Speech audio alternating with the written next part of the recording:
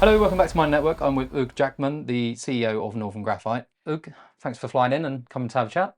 Oh, you're very welcome. Nice to meet you.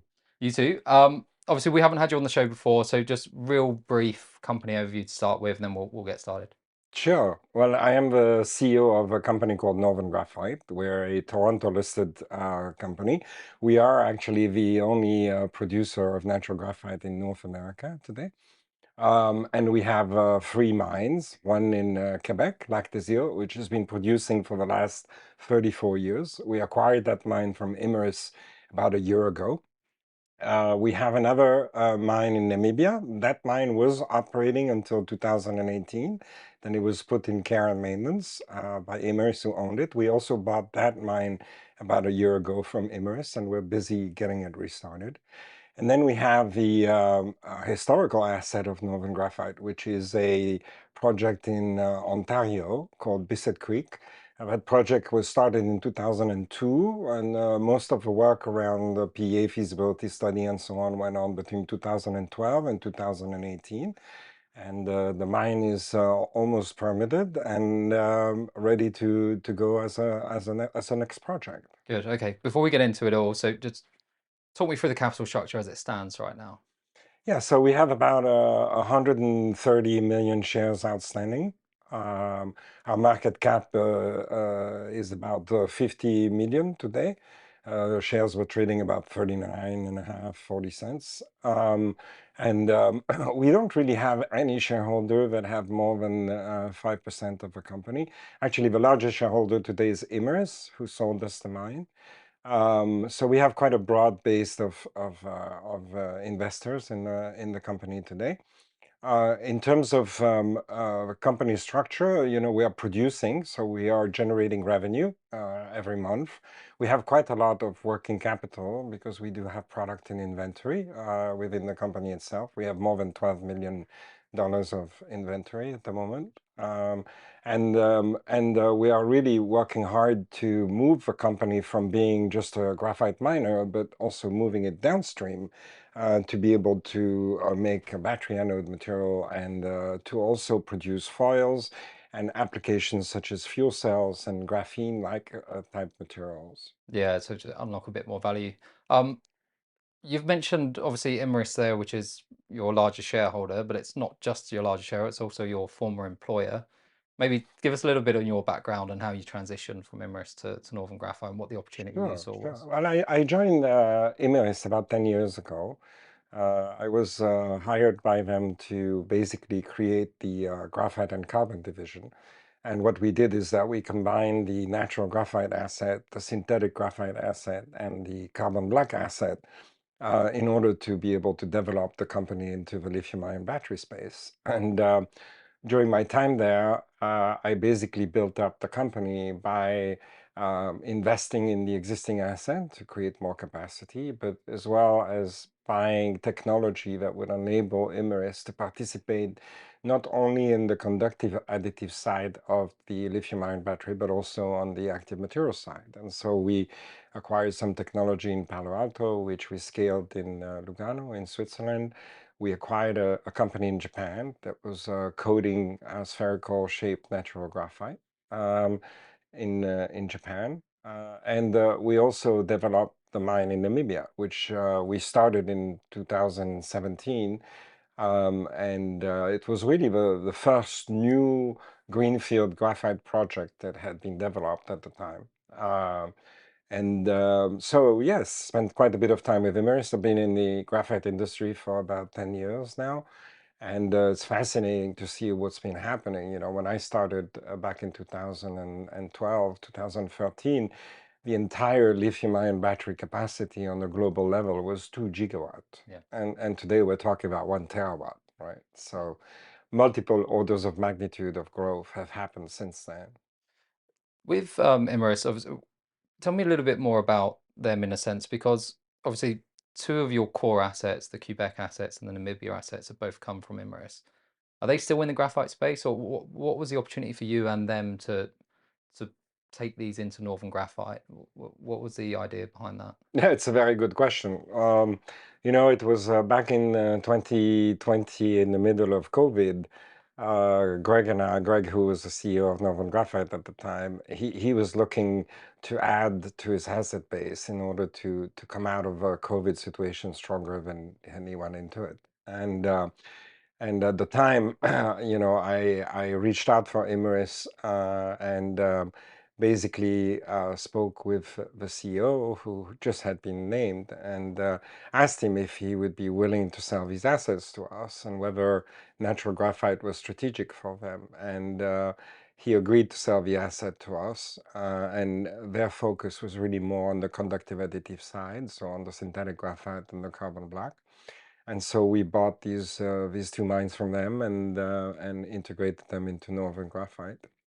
I think, Imerys' strength around the graphite and carbon business was really more on the synthetic and the carbon black side of the business on as a conductive additive. In order to build up the natural graphite into anode material, there's quite some significant investment to be made downstream, which is what we're busy trying to do at the moment. Good. There's loads to go through here because you've got the three core assets, and then you've got the BAM facility or the BAM facility, and then there's also the other partner that you have. So I guess we need to do it in an order in a sense, but they're starting Quebec. You're currently the only graphite mine in production at the moment in North Correct. America. Talk us through production volumes, talk us through this strategy here, because you've also acquired some more assets around 80 kilometers away. And I was reading that the strategy is to obviously use the existing processing plant. And what I was trying to get, is it trucked? Is it railed? How are you envisioning Quebec at the moment in terms of processing capacity and where it goes in the future? Yeah, it's a good question. The mine we have in Lac des Iles was started 35 years ago almost, and it has mined a number of different pits, and actually a lot of the mine has already been remediated over the years. And today, it's a great little facility because it has the ability to process some significant amount of graphite. It's fully permitted. It has a fully permitted tailing dam which has a lot more life into it.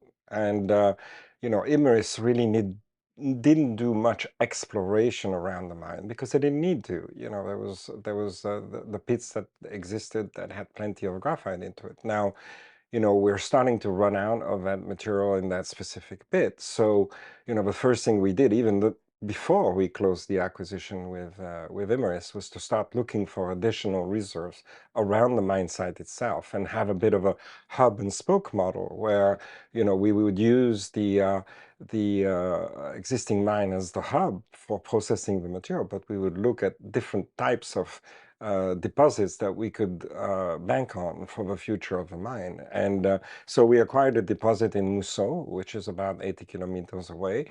Mousseau, has a lot of potential for us, but at the same time, earlier this year, we started a drilling campaign within the site of Lac des Iles, which really hadn't happened before. And so, we have about 400 hectares there. Most of the east side of a property is the one that's been mined, but the west side of a property is actually never been mined before. So there's a lot of potential for us. And based on what we can see on the aerial survey, there's quite a few conductors. And so we're just completing now 8,000 meters of drilling there.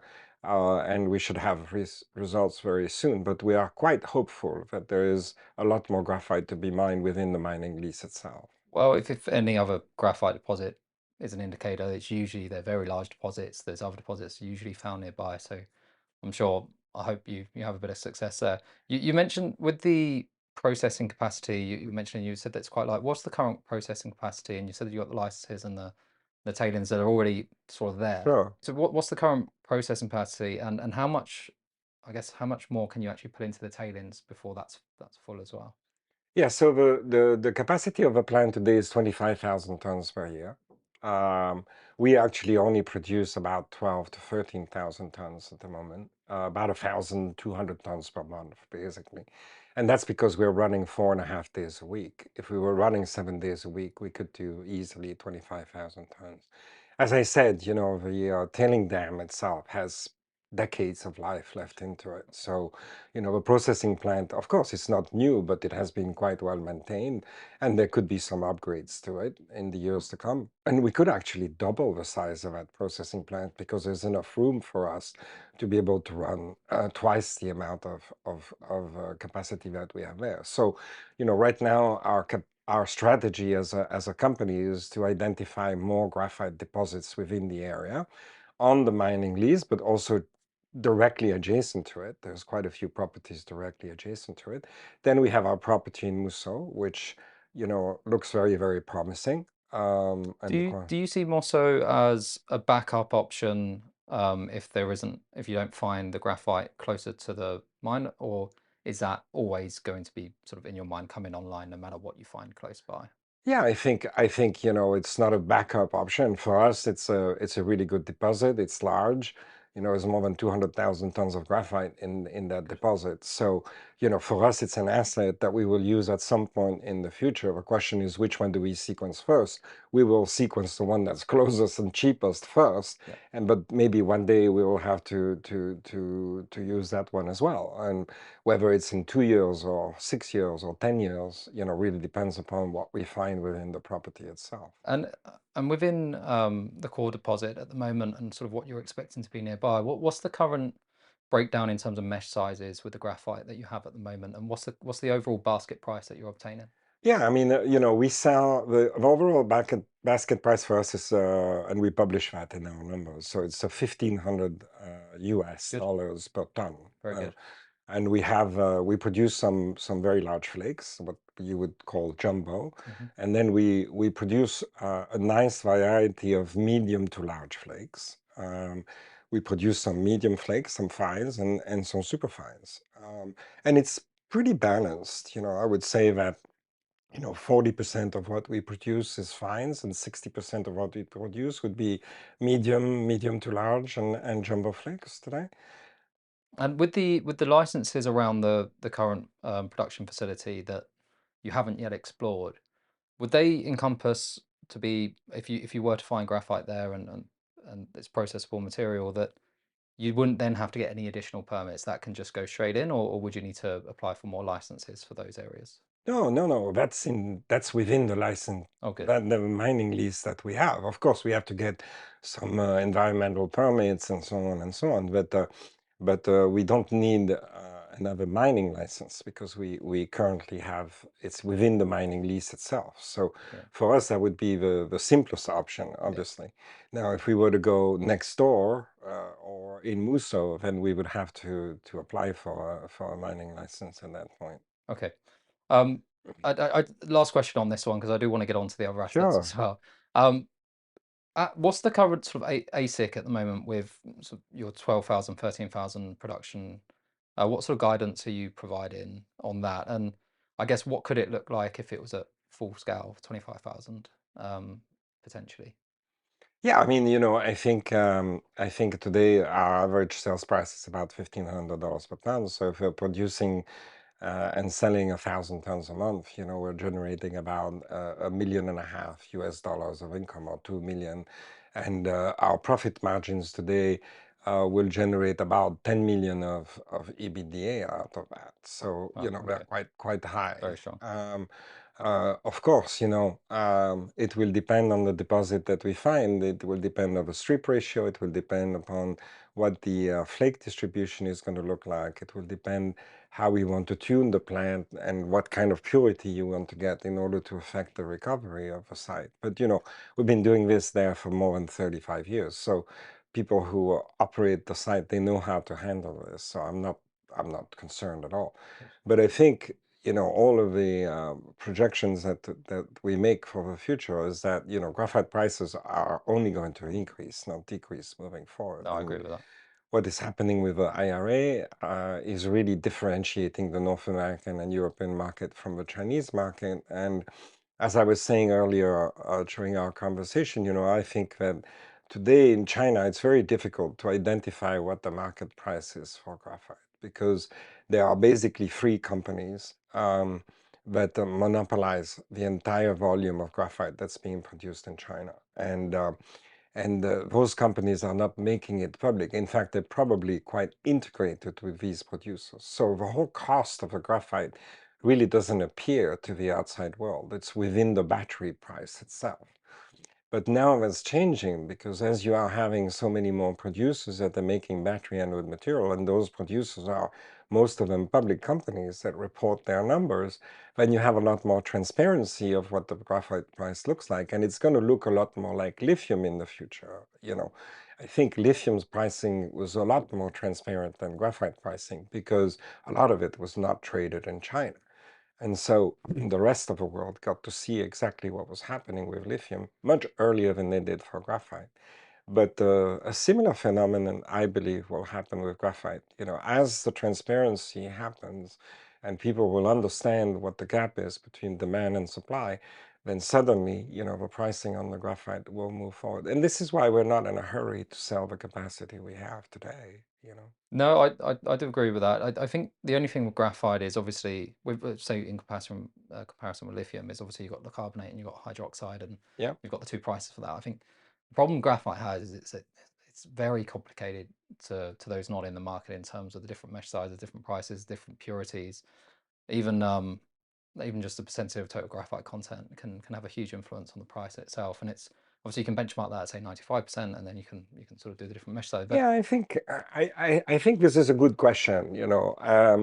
The way I look at it, and of course, I'm not the only guy in the world, obviously, but the way I look at it is, if you're making anode material from graphite, you have various steps in the production process. If you start from natural graphite, synthetic graphite is a little bit different, similar but a little bit different. In the natural graphite side, you want to start by having a particle that is between 7 and 25 micron. And the flake that comes out of the ground, even the fine, is between 30 and 40 microns. So no matter what particle you start with, you have to mill it down, yeah. right? So the mesh size actually really doesn't matter because it's not more expensive to mill a large flake versus a fine, right? And you still need to put them all in the mill. So today, the reason why people are using fines in the process is because it's the cheapest product. And therefore, why would they buy a large flake and turn it into a 7 to 25 micron product if they can use the fines to do that at a much cheaper price? You can buy fines today in the market for $800 a ton, right? You can buy large flakes in the market for $3,000 a ton. So just to give you how broad that is. Now, that's going to completely change because the moment there is no fines available, then people are going to put anything they can in the mill because anything will work in the mill, Agreed. right? What, So in the future, the fact that you have a large flake or a fine won't really matter for the battery industry. However, the users of graphite who use large flake and cannot use anything else, for example, the downstream applications we were talking before, like refractories or foils, or intercalated flakes or graphene type application, they don't have a choice. They need the large flake because they have to be able to produce uh, their materials based on the processes they have today. And if they put a fine in the process, they're not going to be able to make a foil out of it. And this is exactly why we made the acquisition that we did, moving downstream with Neograph, who's been one of our customers for 30 years, is they really value the size of the large flakes because that's what they need in their process. And so I think what will happen actually in the future is the graphite will all go up because of a battery industry and there's yeah. going to be a shortage. But actually the large flakes will even become more valuable because anybody Well, will that's be interesting. willing to put that into the mill. And those people who really want them, for example, a carbon black, which is a refractory application, they need medium to large flakes to do that. And if they can't get a hold of that material, that's 9% of their brick. It's probably the most value they have to offer to the marketplace. And therefore, if they want to be able to make carbon bricks and sell refractory materials in the steel industry, they're going to have to secure these large to medium flakes that they use in the brick It's, today. I never looked at it like that because we have actually discussed on this channel before the idea of sort of as you start seeing these anode demand start becoming the majority of demand in the graphite space. Well, it's Right. not quite there yet, but estimate it will be either towards the end of this year or early next year. Yeah, I estimate it's probably half a million today. So Yeah, it is probably 60 or 70% of the market today. it is. Yeah, Okay, I missed that headline. yeah, But I guess one of the things that we have been sort of what we have heard is that you will start seeing exactly what you were saying there in terms of people will start throwing their jumbos and maybe not jumbo, yeah. but their larger Well, flakes in. jumbo would be a pity. Yeah, that would be a pity. I would cry. But you will start see sort of further up from the fines, the higher mesh sizes actually being turned into fines to Correct. meet up with demand, and you will start seeing these sort of fines and small prices start increasing Yep. to incentivize that. But one of the things I never did put together, which you've just mentioned there, is that as people start doing that, the supply of the jumbo and the larges actually reduces, and therefore the price should therefore increase, which Yeah, is it's going to interesting. become more rare, Yeah, and in our plant we do a special job to take care of these larger flakes because you can also design your flow sheet so that you don't really care about the large flakes and you only make fines. Now we design our flow sheet specifically to take care of these jumbo and large and medium flakes because the market wants them, yeah. needs them, and pays for them Well, and it you know. increases your basket price as well, which makes Absolutely. you more profitable. Let's go on to Namibia, because this is an interesting one for me. Obviously, again, you've purchased it from Imerys, but this was a producing mine for a Yeah, while, right? But you've found a new greenfield site which looks very, very promising, and you're moving the production or the processing plant from the original site to where the new resource is. Um, quite a task. So maybe just run us through what the ideas sure. are at the moment. It's a little bit different than that. Okay. So, when we discovered this mine in 2016, as I was working for Imerys, we partnered with a gentleman who owned the mining license for the deposit. And the deposit is Okanjende. So it's south of Otjiwarongo, which is about 220 kilometers north of Windhoek, the capital, on the main road. And we wanted to develop this with limited capex. And in order to do that, he came up with an interesting idea, which was to buy, this was our partner in Namibia, was to buy an old fluorspar mine that belonged to Solvay. And Solvay had recently put that mine in care and maintenance, but it had all the infrastructure. It had the water, it had the electricity, the tailing dam, the road. And so for us, if you want, it was much cheaper to build a processing facility there. And that was 70 kilometers away from the mine site, which was Okanjande. This facility was called Okuruso. And basically what we did is we built the plant there on the back end of a flotation circuit that was being refurbished. So it was the old fluorspar flotation circuit. We refurbished that and we built a brand new back end on it. We used the power and the water that was already available and the tailing dam. And we started the plant very quickly. Within 8 months, we were in production. And we were trucking the ore from Okanjande to Okuruso, and we were producing material. And in 2018, the market price really collapsed for graphite, and we just couldn't compete. And that And was when so, Syra sort of overflooded. sorry, Was that when Syra sort of overflooded the market? Was that it right? wasn't. It was just before Syra Just was there. before It that. was mostly the Chinese that were Right. basically dumping material into Europe because they were shifting from natural to synthetic graphite in China. Right. So there was a lot of excess capacity of natural graphite at the Just time. while I've got you here, actually, on Sure, synthetic, I mean, I was reading recently that it can cost up to about 3 times the price of natural graphite. it's expensive. Very expensive, and it's also a lot more, I guess, costly from a ESG perspective or an environmental perspective, being a byproduct of crude oil, obviously. Yeah, Um, d- I'll be talking to Wood Mackenzie soon, but and asking them the same question. But I mean, from your perspective, I mean, can anode manufacturers can they afford to keep using synthetic in the long term? Do you think, or what's your view on that? Look, it really depends what they're trying to achieve because the materials behave quite differently in the battery itself. One has less capacity, one has more capacity. The other has longer cycling capability, if you want to really benefit from power, then you want to use a different type of mix between the two material. And so from a purely technical point of view, the best batteries actually use a mix of both They're synthetic blend, and yeah. natural, and they blend Yeah. them together, Yeah. which is great. Nowadays, you see a lot of silicone being introduced into the battery. And so, I believe that the natural graphite is better suited for that. And so, there's a lot of questions about where is it going to go from a silicon perspective, and how high the percentages of silicon in the batteries are going to be, and what's the best solution to deal with that from a graphite perspective. But the other side of the coin with regards to graphite is really around the CO2 footprint. Mm. You know, to make synthetic graphite, and we at Imerys produce 20,000 tons of synthetic graphite out of our facility in Lugano on an annual basis. To make synthetic graphite, you have to start with a very high quality petroleum or pitch coke. And that material you have to heat at about 2,600 degrees, which is almost the temperature of the sun. And you have to do that for 48 hours Wow. if you Yeah, want to so it's transform extremely energy intensive. that material. So you can imagine, you're starting with a petroleum product at the beginning, and then you're putting, a huge amount of electricity into the material in order to get it to that temperature. And then you have to basically let it cool off, because when it's at 2,600 degrees, it takes almost 2 to 3 weeks to cool. Yeah. So you cannot touch it. You have to leave it there. And so, you're releasing all this CO2 and this heat that you're not using.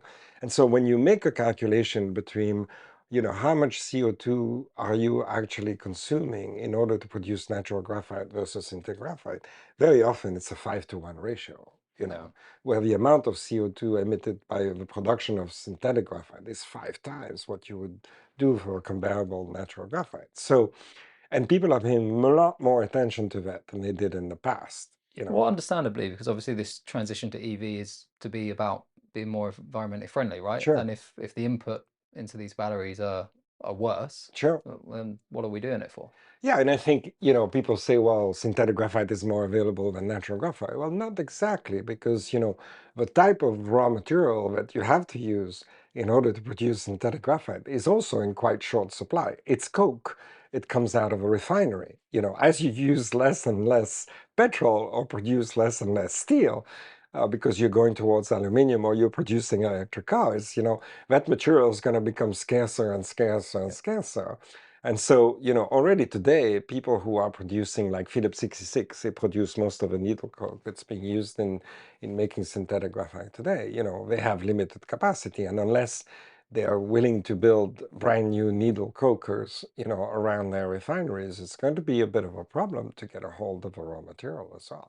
Now, the Chinese are starting to increase the capacity, but we're not helping the environment by doing that. We're much better off working on developing natural graphite resources. Yeah, and I'd love to see obviously that build out sort of outside of China potentially and into well, places like Quebec, Sure. and And Ontario and Ontario, and and Namibia, maybe one day the UK. You never know. But But coming back to Namibia, yeah, your question is, why are we moving the plant that we first built in Okoruso to Okanjande? Well, first of all, is it was working fine when we had it in Okoruso, but um, we were spending a lot of money on the trucking. The CO2 footprint was quite broad because we're driving the trucks up and down the road. yep, And, that mine is capable of producing a lot more than the 30,000 tons it's been designed for. We can produce probably as much as 150,000 tons on an annual basis. So by moving the site to the mine from the brownfield, which was the ex-Solvay mine, we can achieve all of that. We can reduce the CO2 footprint. We can take the cost down by not trucking the material, and we can have a much better base to expand from with already an existing tailing dam, existing water, existing power that is there. And so we can move a lot faster as the industry requires more material. just on Namibia, just run us through what's in the ground at the moment, what the projected production rates are. I just mentioned them there, but just give us a bit of a recap as to what this is in terms of total graphite content, what you'll be producing, Sure. what sort of, if you've done any economics on it, what sort of cash we could be generating with. Sure, sure. We think that first of all, the flake distribution is actually quite similar to the one that we have in like this here. Maybe a little less jumbo flakes, a little bit more fines Okay. and medium flakes, which is very good.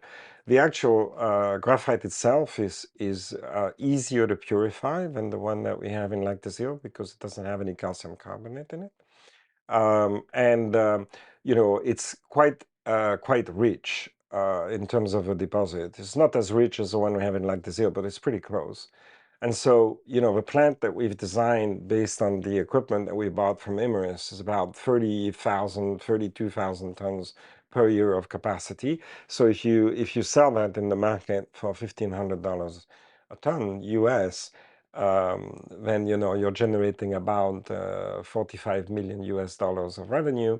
And our gross margin is expected to be right around $750 a ton, 50% gross margin on that. So it's a very interesting business that can generate between 15 to 20 million of EBITDA.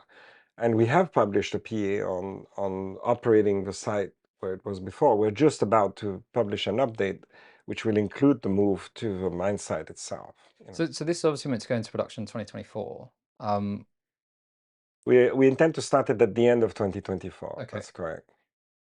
I guess from my perspective, is this being funded through existing cash flow from the Quebec projects, or do you need to finance again? And in terms of offtake, how does that work with the Namibia project? Because obviously it's a completely different continent.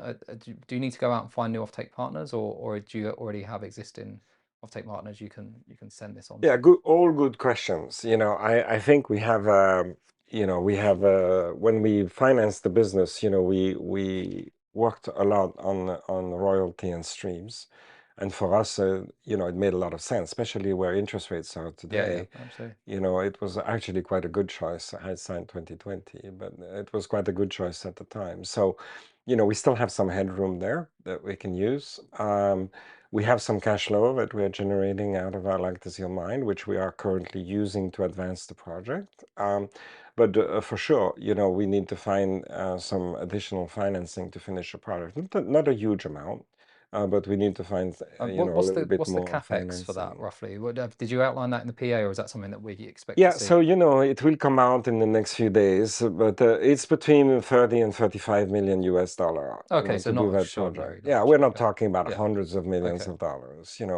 And would you Um, would you be able to gear some of that towards debt? Do you think is that the plan to um instead of raising all of that through equity, which could be dilutive? I guess some of it could be debt, or Yeah, no, we are actually trying to do everything through debt-like instruments. brilliant. Okay. We don't really want to dilute the company at the moment, especially where the share price is. We Yeah, yeah, think we are I agree. grossly undervalued. Yeah, So, we're trying to figure out how to do that through debt-like instrument. And we're not really in a hurry, mm, because we are producing today. The demand still hasn't arrived, but it brings me to the point around our customers. So, we service about 100 customers out of Lac des Iles today. And most of those customers are global companies, and they need materials on a global basis. yeah, So, we're actively talking to them about what would they want to do if we had additional volumes in Namibia, and in particular, since we are going to be a little bit more, let's say, cost effective in Namibia, we can supply Europe, which is difficult to do from Canada yeah. today. So for us, the European market is quite interesting, and we can offer, long-term supply security. But the timing is quite important, right? Because if we wait a little bit, maybe we'll be in a better position I than think than if we so, don't. because we like most analysts, if you look at most of their forecasts, you sort of start seeing this, like I was saying earlier, this gap at 2025 in terms of supply and demand Yeah. deficit. So, and obviously you're coming online end of 2024, which probably is exactly when you want to be coming online with these type of projects. Yeah, and I think, whether it's 2024, 2025 is a decision we need to make based on the demand that's in the market. Sure. I think, the project will take 14 months from the time we push a button until we can be in production. So, we are not in a hurry, as Yeah. I said before. We want to find the right solution from a financing perspective. We want to have the right offtakes from the customers that we have, and we want to make sure that the solution that we are developing on the mine site is the right one for us, not only for this project, but to be able to expand it in the future, because we can go from the 32,000 tons all the way up to 150, all right? Is that 150 just from Namibia, or is that Yes. just from Namibia? Yeah. Okay. So That's what, the potential of that deposit, right? Because I think by 2026, so I saw on your presentation you were forecasting around Yeah. 75,000 tons. How achievable do you think that is? Oh, Is I think it's very achievable, yeah, because I think we can produce easily, 25,000 tons out of our plant in like this year without doing any investment. We could double that to 50,000 tons. We will have 32,000 tons out of our plant in Namibia. And that's before we expand that. And we could easily expand that by 50,000 tons and another 50,000 tons. So it really depends what the demand is going to be. People seem to be very focused around what the annual capacity is, but, we are more concerned about what the demand is going to yeah. be, because we can ramp up the capacity, the processing capacity, we can ramp up. We know our deposits are of good quality and there's plenty of graphite there. But the question is, how quickly do you deploy your processing facility? Not only in the mining, but also in the BAM facility, right? Because people are not going to just going to want to buy the graphite. They're going to want to buy BAM too, Well, right? let's move on to BAM. Okay. First of all, for those unaware of what BAM is, tell us that. BAM is basically an acronym for battery anode material. So when you're making a lithium-ion battery, you cannot just take the flakes that come out of one of our facilities, for example, the one in Lac Desir, and put it into the battery, because it won't have the right size, the right shape, the right purity, and the right coating. So basically what you have to do is you have to process that graphite and turn it into what people call BAM material, battery anode material. And to do that, as I said before, we have to mill the material, we have to shape it, then we have to purify it up to 99.9596, which is a free 9 purity level. Otherwise, it may create a problem in the battery in terms of short-circuiting the battery. Mm. And then you have to protect the graphite with a coating, which is usually a pitch material, which is graphitized. So, and in order to do that, you need a lot of power, you need a lot of room, you need a lot of people. And so we've been working for the last year to identify a location in Quebec, because we think that's the right location to consume a lot of energy right now, Mhm. because it's all hydro and it's all priced very competitively at 4 cents Canadian a kilowatt hour. Yeah. So, it's really a no-brainer for us. And so we've been working with the authorities in Quebec to find the right place, and we just selected a piece of land in Baie-Comeau, which is very large, 1.2 million square meters. Nice. And we are going to start doing our feasibility study on this piece of land, and we are in the process of finalizing our needs in terms of power to agree with Hydro-Quebec in terms of how much power we actually need. And the thinking around that facility is we want to provide the infrastructure and the graphite material for companies that have expertise in producing anode material today, and to bring their technology and co-invest with us within the site itself. So we always talk about, we're going to have a large site. It's going to have all the infrastructure that one needs to produce anode material, but we'll have multiple partners with multiple technologies that will use our graphite as an input and produce anode material that's going to be sold. And logistically, Baie-Comeau is a fantastic place because it's on a deep water port. So we can come in and out of Baie-Comeau to Europe, or from Europe, directly without having to go to Montreal. So that makes a big difference.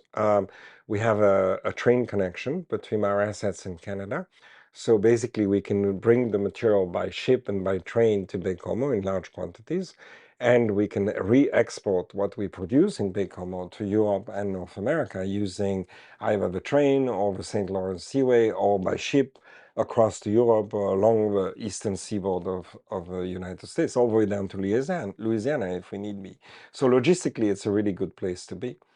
And what we're thinking around our Baie-Comeau facility is that, we will build it as a modular plant. So although we have that large uh, piece of land that So, we've so selected, that's good yeah. because obviously you were talking about, I was reading that you had 200,000 tons per year.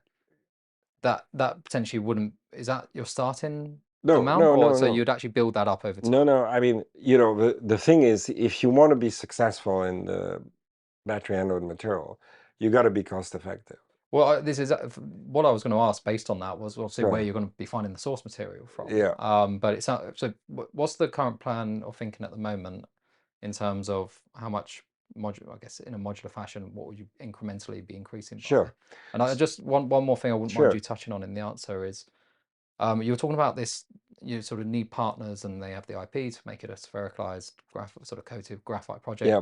Are those partners already in place, or is that something that you need to work towards as No, well? no, they're already in place, and Good. we're already doing trials, and we are testing materials as we speak. It's kind of interesting because to produce 200,000 tons of anode material, you need 300,000 tons of Yeah. graphite, and because the yield's about 65%. So if you take our three assets, Biscuit Creek, Lac des and Namibia, and you total up what the potential on an annual basis, it allows you to produce 200,000 ton of anode material. Right. And that's why we sized it to 200,000 tons, because we know we've got enough raw material to be able to get there. So you could be your own off-take partner. Correct. Yeah. But at the same time, um, we don't want to ramp those up too quickly because, if we have all this material and there's no customer, then we'll be in trouble. Yeah. So we have designed our mining growth strategy and our anode material strategy to be modular and in concert with each other. So, for example, in Namibia, we can grow by modules of 50,000 tons. We can double the capacity in Lac des Iles. We can do two modules of 40 to 50,000 tons each in Biscuit Creek. So if you add those, that will create enough capacity in order to feed the plant. And the anode material plant, usually those are 10,000 ton lines. So we can drop these lines as the market demands them. Oh, good. Okay. And so, for example, we could go to an OEM, GM, Ford, or the others, and we could say, if you want 20,000 tons per annum, we're going to build two lines for you, and we can dedicate those two lines for them. And one of them could be chemical purification, the other one could be thermal purification, because the properties of the material that comes out is different if you do one or the other. So we really want to be able to cater to the customer, Good. to guarantee the supply of the raw materials comes out outside of China. And we will process it in Quebec, where it's going to be the cheapest in the world, in a site that's going to give us the scale that we need, right? Because that's important to reduce the cost. And we will do it in a modular fashion so that as we get more and more customers, they will basically own lines of 10,000 tons. What sort of value conversion will you be seeing from, rather than selling just your flake graphite, but instead selling this sphericalized graphite? It's quite interesting, the prices that are being quoted today, not only from us, but from all the other companies that are planning to produce anode material from natural graphite in North America is between, ten to $12,000 per ton. And we currently sell our flakes for 1,500 as a basket, right? So you can imagine, it's a 10-time improvement in value. But of course, there's a lot of capital that has to go in the ground to do that. Yeah, there's a lot So of, and also like you were saying, there's 65% of that actually gets converted as well, right? So exactly. so there are some deductions there, but overall, it's there's huge value accretion, really. Yeah, no, I think, it will create a lot of value, but it requires a lot of capex. And this is why, we are working with all the authorities in Canada and US to try to understand what kind of funding could be available for us to build this facility and to build our business moving forward. And, we cannot expect the investor to take 100% of the risk. I've said Yeah. this before in a number of different interviews. I think that we need the support of the government in order for us to be able to execute on this plan. And I always say, from a capital structure point of view, we need to have one third from government support, one third in debt, and one third in equity. And I think that works. Yeah. Around the amount of capital we have to deploy, the margin we make, um, and the timing around it. If we have that kind of capital structure, it works. What's the timeline on this part of the business? Because obviously you've just got your plan in for the actual site itself, but this obviously you've got what I love about this story so far anyway is that you've got so many milestones coming up over the next few years, especially with the increased capacity and other projects coming online. But I mean this unlocks a lot of value. Is this 3 years down the line, 5 years down the line? Is this what sort of No, no, no. I think it's much quicker than that. If you look at the near-term catalyst for our business, so we really have to focus on more drilling in Lac des Îles, because yes. if we can find, another 2 million tons of ore there, it's a huge amount of value for Yeah. shareholders. And so that must be the number one catalyst that we're working on. The second one is we need to restart, we need to move and restart Namibia, right? So that's our second catalyst. And then the third one is really to progress on our Baie-Comeau facilities. So, let's formalize the agreements with our partners. Let's do the due diligence on the site. Let's provide the market with more visibility as to what we need to do. And then the fourth one is let's go look for funding to do all this, Yeah. right? So let's keep on working with the governments. Let's keep on working with debt-like instrument to be able to develop our company, and let's go get some offtakes from customers, Good. and those are the four catalysts that I keep on following on my list every day. And along the side of that, we continue to invest downstream, because if we have a good opportunity like Neograph, Well, I just wanted to touch yeah, on Neograph yeah, actually. Yeah, sure, it's a good thing to close on, I guess, is you've got a 33.3% equity, but 50.1 voting rights. yeah. Tell us about that for a start, but also just run us through Neograph and why you decided to invest in the company. Yeah, let me start with the other side. Yeah, Why did we buy into Neograph? I mean, first of all, they're historically, they've been in the carbon powder business for 130 years. The old Union Carbide. There's a lot of history with that business. I've known these guys since 2013. They were sold in 2017 to a private equity fund. I wish Immers would have bought them at the time, but we just couldn't, for a number of different reasons. And so when they were up for sale again in 2022, it was a great opportunity for us. And, we are very close to them. We were their supplier. And so, it made a lot of sense. And we want to own 100% of that company over time, but we have to prioritize our capital in the right areas. So what we did is we partnered with a private equity fund out of of Cleveland. And what they did is, they fronted the deal for us, and we came on the back end of it. And, we can buy into the company over time with the objective of actually but what does that 100%. unlock for you in terms of access to this company? And say you do eventually, there is a pathway to 100% ownership. What what does that specifically do for your company in the long? What can you do with that? Well, technology, they have over 100 patents. Hmm. They have a fantastic lab. You know, what I really like about it is that it gets into space like, for example, fuel cell, which is also a very high growth rate, electronics industry, because they supply a lot of the foils to the Samsung and the Apples of this world in order to manage the heat inside their devices, be it a TV, a cell phone, a laptop, but they also have a lot of very interesting application around fire retardancy, around lithium-ion batteries, management of the heat of the lithium-ion batteries. So there's synergies with customers and applications. And then they have also a lot of very cool applications that are being developed around construction material, building materials. And when you think about the yield of our material to make anode material being 65%, what do you do with a 35%? Right now. And I think they have a lot of great ideas of what to do with that 35%.